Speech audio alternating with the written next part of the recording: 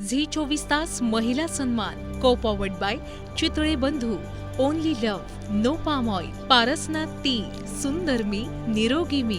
Special partner GP Parsik Sahakari bank limited, नव्या युगाचं smart banking. Sudarshan सौर solar म्हटलं की 35 वर्षांपासून एकच विश्वास, विश्वासार्ह नाव सुदर्शन सौर. नमस्कार, मी प्राची घाणेकर. नमस्कार, मी ईशा जगताप.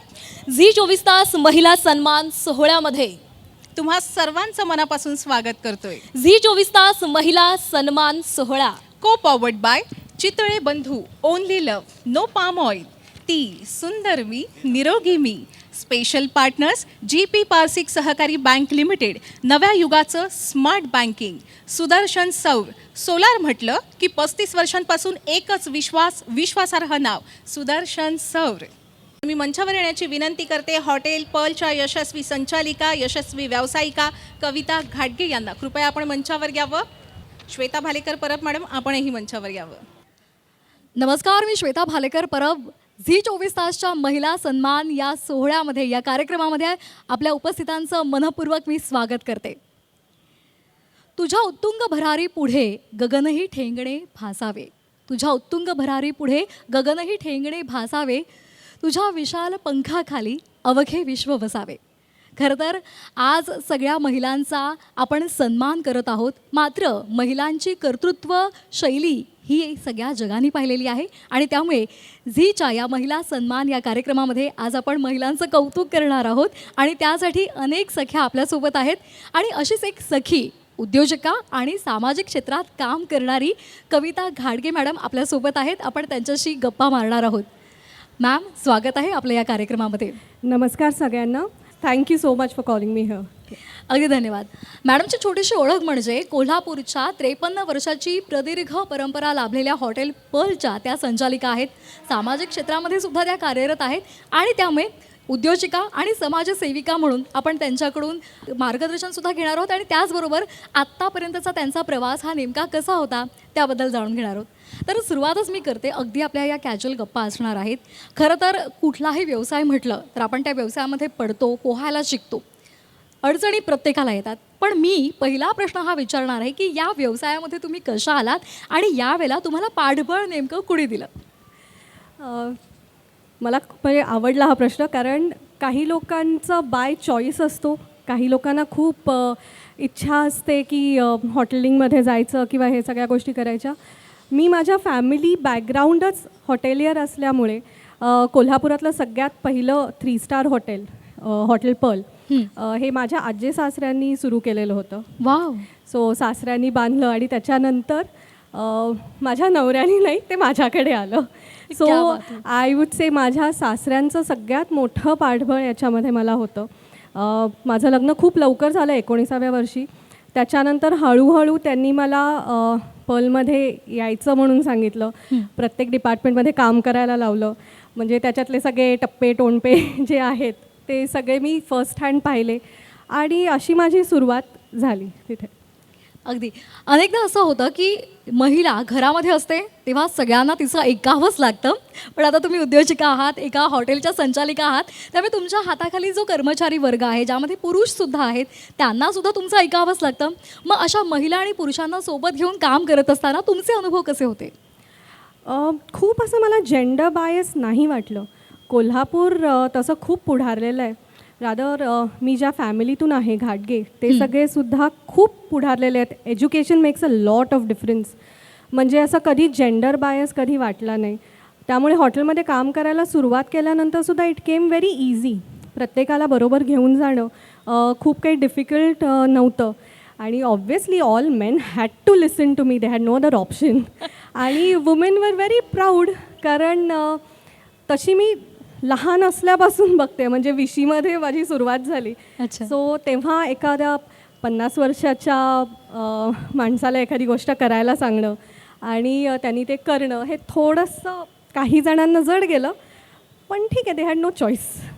अगदी कविता मॅडमचं जर आपण आता ऐकतोय तर सासऱ्यांचं त्यांना पाठबळ होतं. मग आता मी तोच धागा घेऊन पुढे जाते. जेव्हा तुमच्याकडे तो व्यवसाय आला आणि त्यानंतर तुम्ही त्या व्यवसायाचा विस्तार केला, म्हणजे अगदी सांगलीमध्ये आउटलेट ओपन करणं असू देत किंवा अगदी गोव्यापर्यंत सुद्धा तुम्ही मजल मारलेली आहे. तर मग या सगळ्या कालखंडामध्ये किंवा त्या प्रवासादरम्यान कुठली आव्हानं आली आणि त्यावर तुम्ही कशी मात केली? आव्हानं खूप आली. म्हणजे गोवा खूप इझी होतं तसं. थोडं कोल्हापूरपासून लांब असलं तरी तिथे कोल्हापुरी गोष्टी आम्ही देणं, फूड अँड बेवरेजमध्ये सगळं काम करणं, इट केम व्हेरी इझी. पण सांगली वॉज अ चॅलेंज. अच्छा. म्हणजे कोल्हापूरच्या एवढं जवळ असूनसुद्धा हे तुमचं कोल्हापूरसारखं नाही आहे, याची चव परफेक्ट येत नाही आहे. खूप कम्पॅरिझन कॉन्स्टंट असायचं. आणि कोल्हापुरात कसं होतं, आम्ही गेले 50-55 वर्ष आहोत, सो सगळं ते सेट होतं. सांगलीमध्ये तसं नवीनच होतो, त्यामुळे प्रत्येक गोष्टीची स्क्रॅचपासून सुरुवात असं म्हणायला काही हरकत नाही. मग त्याच्यामध्ये butter chicken is not testing the same, तांबड्या पांढऱ्याची चव तशी नाही. आता पाण्याची चव बदलते, त्याच्यामुळे राहिलेल्या गोष्टी सगळ्या बदलणं स्वाभाविक आहे. मग काही दिवस आम्ही मग पाणी पण न्यायला सुरुवात केली सांगलीला. अच्छा, म्हणजे तो धडा तुम्हाला मिळाला. चांगलाच, खूप महागात पडला तो धडा. पण सासरे म्हणाले ठीक आहे, हेही करून बघ. म्हणजे ठेच लागली तरी ठीक आहे, तू पुढे चालत राहा, मी कायम तुझ्या सोबत आहे.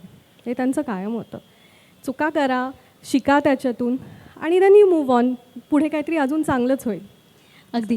पण मग हा खरं तर व्यवसाय म्हटल्यावर तुम्हाला अगदी नोकरदार वर्गाला सुद्धा आपल्या घरी तितकासा वेळ देता येत नाही, आणि व्यवसाय म्हटल्यावर तर मग सहजच ते शक्यच होणार नाही. मग अशा वेळेला घर आणि आपला व्यवसाय याचं संतुलन कसं साधलं?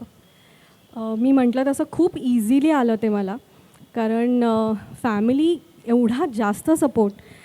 मी माहेरीसुद्धा बघितलेलं, माझे वडील इंजिनियर, आई डॉक्टर, भाऊ इंजिनियर, एज्युकेटेड फॅमिली. इथे सासरीसुद्धा बाबा, माय हजबंड विजय, तो पण इंजिनियर आहे. आणि माझ्या सासूबाई, आय थिंक त्यांची सगळ्यात जास्त मदत मला झाली. मला असं कधी वाटलं नाही की मी बाहेर जाते आहे तर घरी मुलांचं काय, कुठे दुर्लक्ष होतं आहे का. खरंच असं कधी मनात नाही आलं. त्यांनी मनात येऊसुद्धा दिलं नाही. त्यांनी खूप छान माझे, म्हणजे मुलं त्यांच्याकडेच वाढली असं म्हणायला काही हरकत नाही आहे. But I don't think that I have ever neglected my children. अच्छा. म्हणजे मुलांचं कसं असतं, आपण हल्ली म्हणतो क्वालिटी टाईम द्यावा, क्वांटिटी टाईम द्यावा. तुम्ही नाही डिसाईड करू शकत की त्यांना कधी आपण वेळ द्यावा. बरोबर. जेव्हा त्यांना गरज आहे तेव्हा जर तुम्ही त्यांच्याबरोबर असाल तर that is the best possible thing. माझी मुलंही आता मोठी आहेत. मुलगी 17 वर्षाची आहे. ती सायन्स आर्ट दोन्ही करते आहे. एका वेळेला तिला दोन्हीमध्ये मेजर करायचं आहे. मुलगा अजून लहान आहे, 7वीत आहे, त्यालाही स्पेस सायंटिस्ट व्हायचं आहे. माझा नवरा खूप मदत करतो या सगळ्यामध्ये, अभ्यासाचं असेल काय असेल. आणि मी सगळं बाहेरचं बघते. तो स्वतः त्याच्या फॅक्टरीज आहेत ते सगळं करून we divide our time. So there is no problem. If I am travelling he is there. तो ट्रॅव्हल करत असेल तर मी असते. अच्छा. म्हणजे यशाची शिखरं जर तुम्हाला पादाक्रांत करायची असेल तर घरच्याची मजबूत साथ लागते, पाठिंबा लागतो. 100%. त्याच्याशिवाय काहीही होत नाही. अगदी. मगाशी आपण गप्पा मारत होतो तर तो मुद्दा मला सगळ्यांच्या समोर आणायचा आहे, ते म्हणजे तुमचं खूप लवकर लग्न झालं, अगदी 18व्या वर्षी. तर तो किस्सा सांगा. लवकर लग्न झाल्यामुळे तुम्हाला तुमच्या व्यवसायामुळे कशा पद्धतीच्या गोष्टी करणं इझी पडलं, सोपं पडलं? सगळ्यात पहिला म्हणजे ॲडजस्टमेंट करणं खूप इझी होतं, खूप लवकर लग्न झाल्यामुळे. आणि सासरीसुद्धा कुठं, ही लहान आहे त्याच्यामुळे काही गोष्टींकडे दुर्लक्ष करायचे ते सगळेसुद्धा. म्हणजे काही चुकलं, काही हे असेल तरी दे सेड इट्स ओके, तू शिकती आहेस या सगळ्यामधून, पुढे जाशील. आणि हॉटेलमध्ये म्हणाल तर मला प्रत्येक डिपार्टमेंटमध्ये काम करायला लागलं.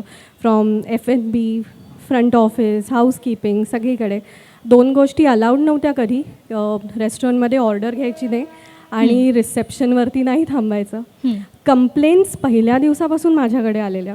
अच्छा. सो जेवढ्या काही कंप्लेंट्स असतील काय तर I had to address them myself. आणि अजूनही मी ते करते आहे.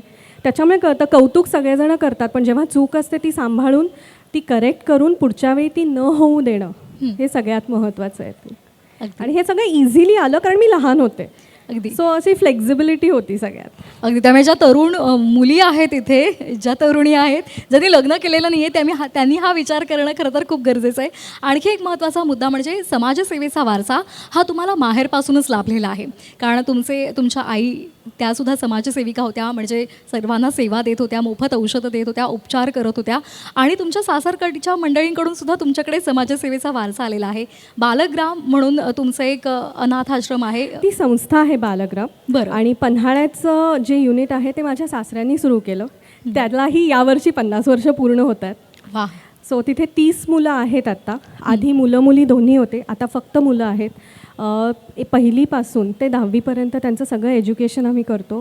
मुलं खूप हुशार आहेत, खूप पुढे जातात, अमेरिकेत आहेत, आर्मीमध्ये आहेत, खूप मोठ्या मोठ्या ठिकाणी काम करतात. त्याच्यामुळं ती संस्था खूप व्यवस्थित आम्ही बघतो. अगदी. आणि जाता जाता एक छोटासा प्रश्न आहे.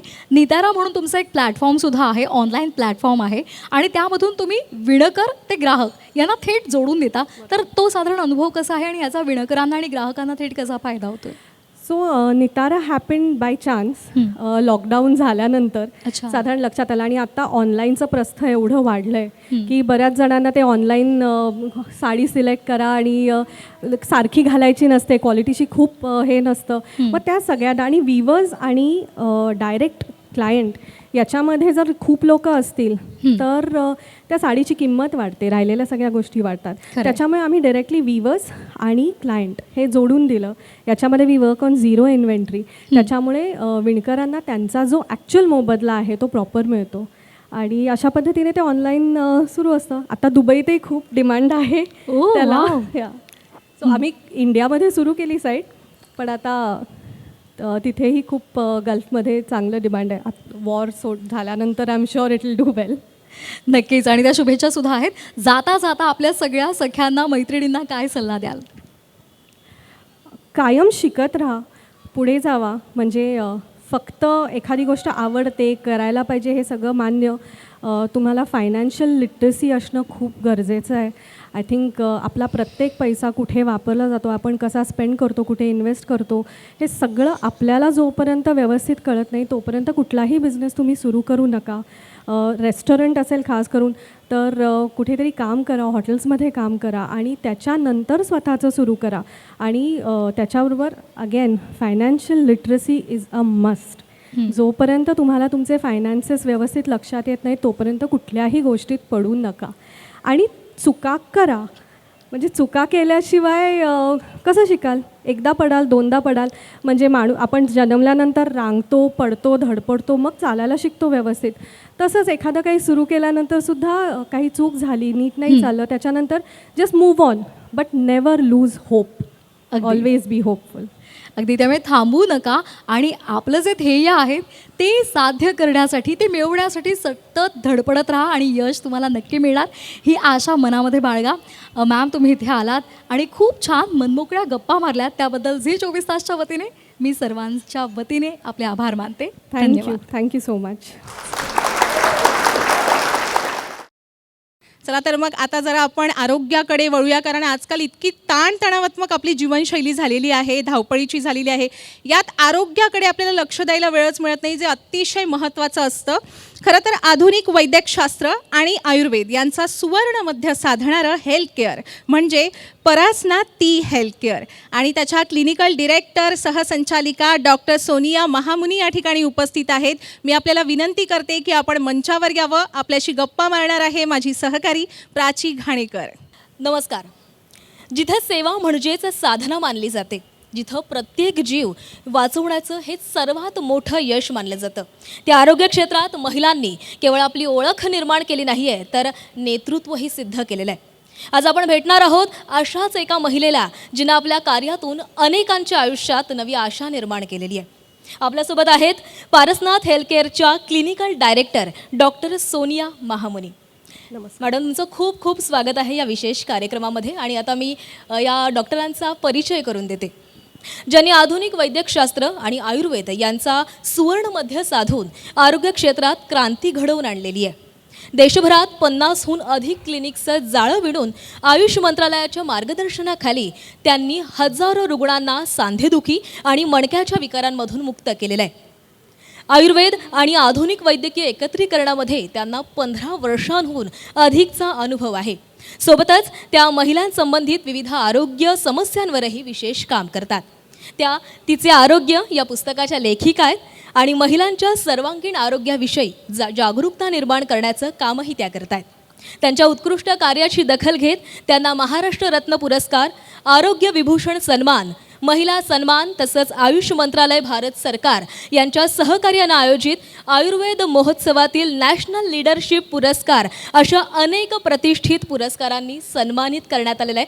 डॉक्टर, पुन्हा एकदा तुमचं खूप खूप स्वागत आहे आणि तुमचं खरं तर अभिनंदन की आज तुम्ही या कार्यक्रमामध्ये आलेला आहात आणि आज आमच्या इथे उपस्थित असणाऱ्या सगळ्यांनाच मार्गदर्शन करणार आहात. तुमचा हा प्रवास कसा होता हे सगळ्यांनाच जाणून घ्यायचं आहे. मी प्रश्नांना सुरुवात करते. डॉक्टर, गेल्या 15 वर्षांपासून तुम्ही या क्षेत्रामध्ये काम करताय. आयुर्वेद आणि मॉडर्न क्लिनिकल इंटिग्रेशनचा तुम्हाला अनुभव आहे. आजच्या काळामध्ये या दोन्हीचा संगम करावा असं तुम्हाला का वाटलं आणि हे करताना काय आव्हानं तुमच्यासमोर होती? सगळ्यात पहिल्यांदा इथं उपस्थित जे मान्यवर आहेत, आमचं प्रेरणास्थान म्हणजे तावडे मॅडम, आणि इथे उपस्थित जे मान्यवर आहेत त्यांना मी नमस्कार करते. सगळ्यात पहिलं मोठं आव्हान एक डॉक्टर म्हणून आमच्या समोर जे आहे ते म्हणजे पेशंट आणि डॉक्टरांचा जो संवाद आहे त्याच्यामध्ये एक महत्त्वाची गोष्ट जी आहे की पेशंट आजकाल स्त्री असो किंवा पुरुष असो ते पहिल्यांदा गुगल करून येतात. म्हणजे पेशंट सांगतो की मॅडम मला इंडोमेट्रियोसिस आहे किंवा मला फायब्रॉइड आहे किंवा मला असा असा त्रास होतो आहे, तर मी हे घेऊ का, मी हे करू का. मी म्हणते अगं तुला काय होतं आहे ते पहिल्यांदा मला सांग, मग आम्ही डायग्नोसिस करतो आणि मग तू ठरव. हे सगळ्यात मोठं आव्हान आमच्यासमोर आहे. जरी आपलं लाईफस्टाईल चेंजेस होती आहे किंवा आपल्या याच्यावरती लाईफस्टाईलवरती गुगलचा असेल किंवा इंटरनेटचा असेल त्याचा प्रभाव खूप सगळ्यात जास्त आहे. पण डॉक्टरांकडून जेव्हा तुम्ही कन्सल्टेशन घेता, तुमचं डायग्नोसिस, तुमची ट्रीटमेंट परफेक्ट घेता, त्यावेळेसच तुम्ही एक परिपूर्ण ट्रीटमेंटकडे जाता. कुठेही गुगल करून किंवा मावशीला फोन कर, आईला फोन कर, मग आजीला फोन कर, कृपा करून असं महिलांनी करू नये. हे सगळ्यात मोठं आव्हान आहे आज आमच्यासमोर. डॉक्टर, आयुर्वेद आणि आधुनिक उपचार पद्धती ह्या वेगवेगळ्या उपचार पद्धती आहेत. या दोघांची सांगड घालावी असं तुम्हाला का वाटलं मुळातच, आणि ही सांगड घातल्यानंतर त्या रुग्णांना त्याचा किती फायदा होतोय? ॲक्च्युली असं म्हणलं जातं की मॉडर्न सायन्स, आता आपल्याला कोणत्याही पॅथीला नावं नाही ठेवता येत कारण त्या पॅथीला अनुसरूनच पुढची पॅथी आपल्याला बनवायला लागेल. आयुर्वेद हे एक शाश्वत शास्त्र आहे आणि या शास्त्राला अनुसरून जेव्हा आपण दिनचर्या असेल किंवा ऋतुचर्या असेल हे पाळतो, तेव्हा काय होतं की आपल्याला वेगवेगळ्या पॅथींमध्ये जेव्हा रुग्ण जातात किंवा तिथून येतात आपल्या आयुर्वेदाकडे, तर असा एक संभ्रम आहे की आयुर्वेदामध्ये रिझल्ट खूप उशिरा येतो. तर तसं कृपा करून तुमच्या डोक्यात अजिबात ठेवू नका. आज खूप डॉक्टर्स, महिला डॉक्टर्स, मेल असेल फिमेल असेल, खूप चांगलं काम करतात आहे आज इन्फर्टिलिटीमध्ये. त्यामुळे मॉडर्न डायग्नोसिस असेल किंवा मॉडर्न पॅथी असेल त्याला अनुसरून किंवा आपल्याला मॉडर्न डायग्नोसिस करायचं आहे, पण आपल्याला चिकित्सा मात्र इथे आयुर्वेदिक वापरायची आहे आणि त्यानुसार आपण पारसनाथी या सेशनमध्ये ही चिकित्सा पद्धती आता आपण अवलंब करून देतो. डॉक्टर, तुम्ही सांगितल्याप्रमाणे की आयुर्वेदाचा एक समज जो आहे की उशिरा त्याच्यावर जे आपल्याला उपचार आहेत केल्यानंतर उशिरा त्याचे परिणाम जाणवू लागतात. मात्र आयुर्वेदिक उपचार पद्धती घेताना मानसिक आरोग्य किती महत्त्वाचं आहे? सगळ्यात चांगला प्रश्न आहे. स्त्रियांचं मानसिक आरोग्य याच्याविषयी फार काही बोललं जात नाही. म्हणजे शारीरिकच बोललं जात नाही तर आपण मानसिक कधी बोलणार. स्त्रियांच्या मानसिक आरोग्याबाबत आपण फार काही जागरूक नसतो. मानसिक आरोग्य आणि त्यामधून निर्माण होणाऱ्या तक्रारी म्हणजे डिप्रेशन असेल, एन्झायटी असेल, तर आपण प्रत्येक घरात पाहतो की महिला याच्यामधून जातात. म्हणजे जसं जसं आपण वयाच्या प्रत्येक टप्प्यांवरून जातो आपल्यामध्ये शारीरिक मानसिक बदल होत जातात आणि त्यानुसार जर मानसिक बदल आपल्याला लक्षात आले नाहीत आपल्या घरातल्या कुठल्याही वुमनचे, तर त्याचे परिणाम खूप भयंकर होतात. आम्ही पेशंटला नेहमी सांगतो. आता आम्ही भारतातील साधारणतः 70 शाखांमधून कार्यरत आहोत पारसनाथच्या. तर त्याच्यामध्ये असं होतं आहे की जेव्हा पेशंट आमच्याकडे येते त्यावेळेस तिचे मानसिक स्ट्रेसमध्ये असेल, कोणत्याही मानसिक स्थितीमध्ये असेल, तर तिला आम्हाला सांगावं लागतं की बाई तू ह्या स्ट्रेसमध्ये असशील तर तुझं पेन कमी होऊ शकणार नाही. ते आम्ही नाही कमी करू शकत. तुला तुझी पहिल्यांदा मानसिक जी स्ट्रेस आहे किंवा एन्झायटी आहे किंवा डिप्रेशन काहीही असेल, कमीत कमी स्ट्रेस घे, मन आनंदी ठेव, तू आपोआप बरी होशील. एवढा त्याचं महत्त्व आहे मानसिक आरोग्याचं स्त्रियांमध्ये. तर खरं तर हा आज महिला सन्मान कार्यक्रम आहे आणि या महिला सन्मान कार्यक्रमामध्ये महिलेचं मानसिक आरोग्य किती चांगलं राहिलं पाहिजे आणि त्याचा तिच्या आरोग्यावर कसा परिणाम होऊ शकतो हे सरिता मॅडमनी आपल्याला सांगितलं आहे. त्या तिचं आरोग्य या पुस्तकाच्या लेखिका देखील आहेत आणि लवकरच त्या नवीन काहीतरी आपल्या भेटीसाठी आणणार आहेत. मॅडम खूप खूप धन्यवाद, तुम्ही इथे आलात आणि आमच्यासोबत संवाद साधला. Thank you so much.